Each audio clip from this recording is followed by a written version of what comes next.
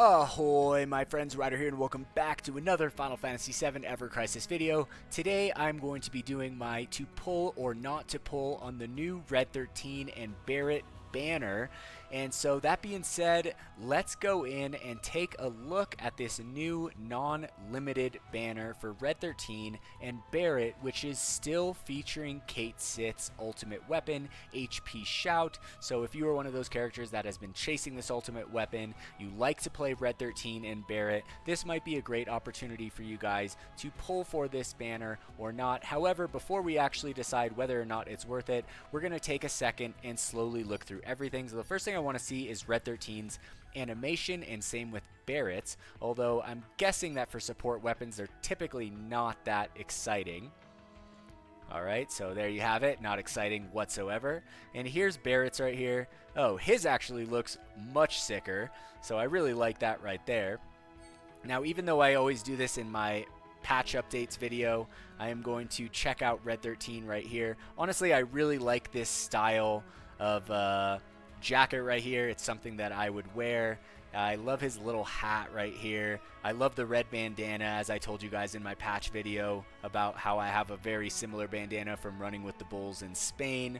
But honestly, like, the vibe on the costume right here is pretty cool. It's my style, so I like this a lot. I'm definitely biased because this is the kind of thing that I would kind of gravitate towards, but I do think it looks pretty dang cool on Red XIII. I like his little dangling pendant right there from the collar, you know, the fur-lined jacket with the kind of military green, and he just looks sick, especially with that fire tail to like top it off. He just looks freaking awesome.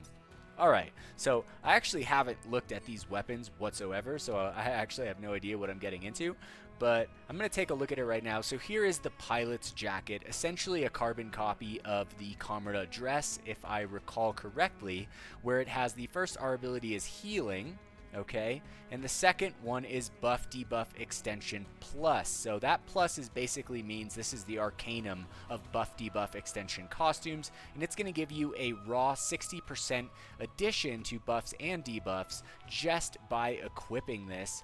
Alright, and then that heal stat of 10 points, that's going to get you healing potency plus 10 and plus 15%, so pretty solid. Now the thing is that Red XIII, you know, I mean, this is going to be a great upgrade for, I can't remember the name of his weapon that, I want to say Core Defender, but I know that that's Matt's.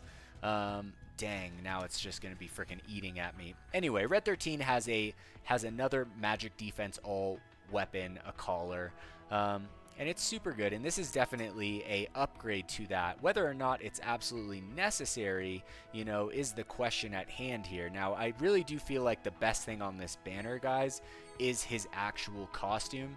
If you're excuse me, if you're a big fan of Red XIII and you use him a lot in content, and to be honest, guys, he is a very, very good debuffer, and as I originally thought he was going to become a very good buffer as well, he's just solid. I also think that Red XIII is a very good candidate for becoming like the next tank character. Could be him, could be Barret, could be Lucia, right? So, but I think Red XIII has a pretty solid chance of becoming that character, so this is definitely something good to have, although if he does get a tank kind of kit, you know, I don't know how often you'd be using this, so it does look like, you know, for like off healing and stuff like that, it's going to be really good. The buff debuff extension super solid, but the question is this worth it with the collaboration on the horizon? Now this ends November 8th. I'm guessing that's probably just before the collaboration is going to start, or the supposed collaboration that's supposedly supposed to come in November, which more or less we're all fairly certain it's going to happen at this point in time. Now, I will tell you guys that for me, even though I love Red XIII, I love this costume. I think that it would definitely make him stronger for my own account. I will be holding off. And that's just because you never know how good these collaboration items are, and you never know how important they're going to be for certain boss fights. So for example, the Comrade Wand, right, which was the last weapon released in the Monster Hunter collaboration, has been infinitely valuable since its appearance into the game. So for me, it's important to always go into these anniversary collaboration events with some blue crystals saved up. Probably 60k is a safe bet as a minimum, you know? That way you have some freedom and choice into going for what you want to go for. However, if you do have more than, like if I had 90k right now, I would probably pull for this costume. I definitely wouldn't be pulling for higher ranks on these weapons. That being said, let's actually take a look at these weapons. Alright, so here's the Pilot's Collar, base 5-star, level 120. It is a magic focused collar, so it will be having a magic focused stat. At base 5-star, it heals 42% of healing potency to all allies. Magic defense is increased mid to mid. So it is going to be one of those weapons that's probably going to require OB6 in order to go high. And even then, when you get it to OB10, it's never going to go high on the first cast. That, to me, is not great, because this is a 5 ATB cost heal, guys. You're basically never going to cast this back to back unless you're like just taking a massive Crimson Flare to the face and you're double healing. And even then, in that instance, Red XIII is likely going to be playing your off healer, not your main healer. So that's not to say that he couldn't play that role, but I feel like this is more of a supportive weapon instead of a main magic defense buffing weapon, right? So you want something that can go high on the first cast if that's going to be the priority of the weapon itself. It does look like the priority of this weapon is an AoE heal, which is great, but yeah, like I said, guys, I think the costume is the true winner of this banner. So if you are going to pull, I recommend just stopping at the costume. Alright, you can build these weapons over time. That's the great thing about non-limited weapons, is you can slowly build them. And I've basically completed the majority of weapons that I've wanted to build through the wish list slowly throughout the game. Of course, I have some here and there I need to finish, but I do like the wish list feature and think that it does a good job overall of allowing players to finish these weapons that we start. Alright, so let's take a look at OB6. Alright, magic attack will jump to 473, healing stat 306. The magic heal goes to 54%. It's still mid to high in 2 casts. Our ability healing 40 points, buff debuff extension 27 points, so pretty good.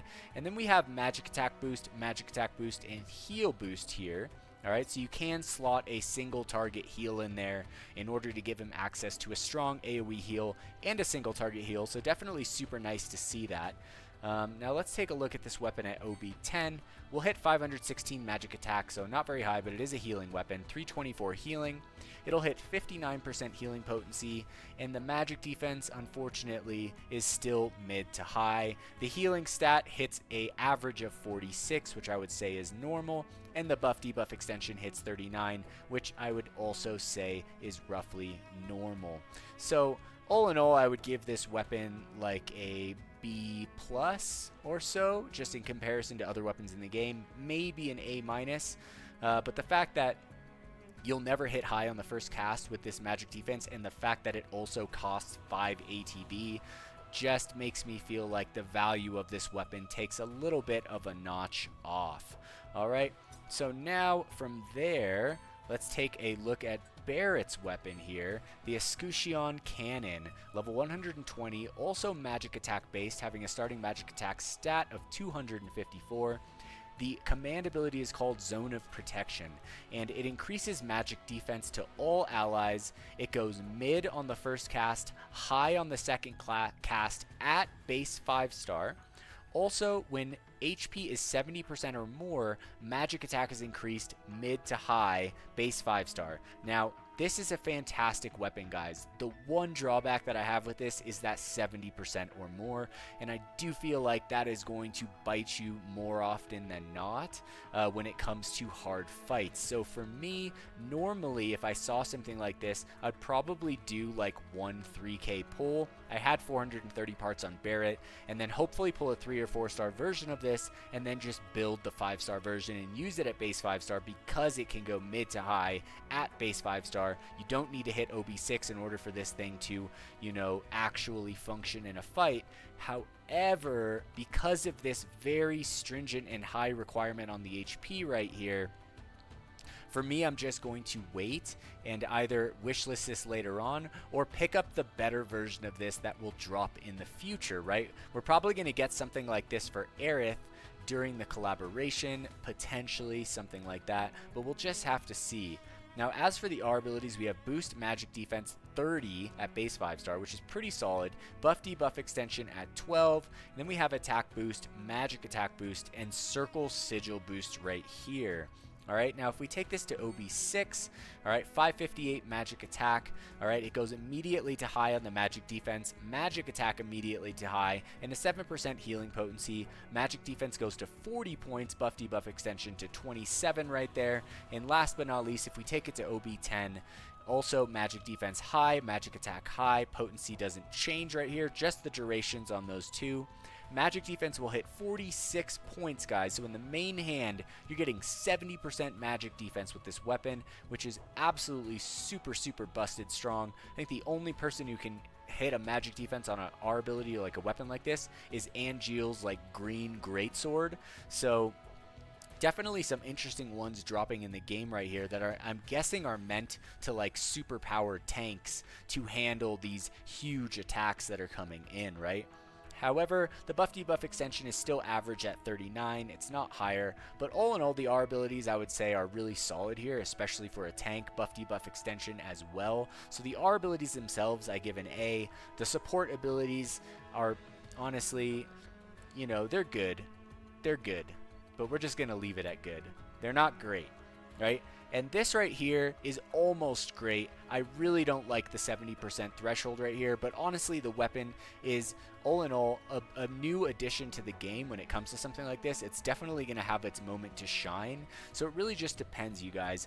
You know, if you don't have, I mean, Tifa right here can raise magic attack high for the party, right? We have several characters that can do magic defense all. Barret can't do it. He's been basically trapped into physical defense all since the beginning of the game. So this does give him a lot more range, and this is definitely something that I will wishlist in the future. However, like I said, guys, I don't think that the weapons are really the shining beacon on this banner. I really think it's just this costume, and at that point in time, I really think it just depends on what you guys like. If you guys really love Red XIII, if you use him a lot in the game, you know, and you find him in your team often and often and often, this costume is definitely going to work out very well for him, especially if you don't have his other debuff costume that was already out.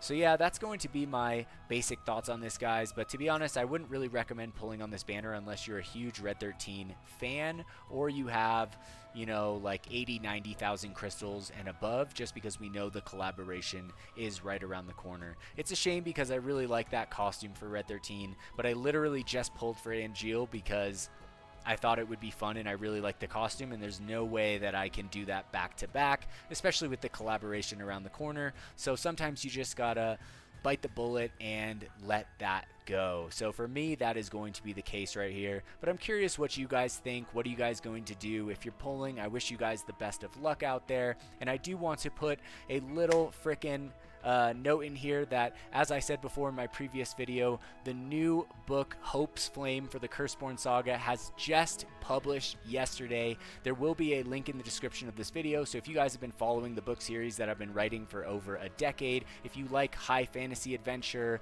tales on floating islands in the sky, adventurous swordsmen, magic, gods, all kinds of awesome stuff, and a very kind of different cast all coming together for one greater purpose, very Final Fantasy-esque, right? Then I think you guys would really like the book series. So definitely take a look, and there will be a special trailer following this video right here. That being said, if you guys enjoyed this video today, please don't forget to drop a like, subscribe to the channel for more Final Fantasy VII Ever Crisis content. I will catch you guys on the next one.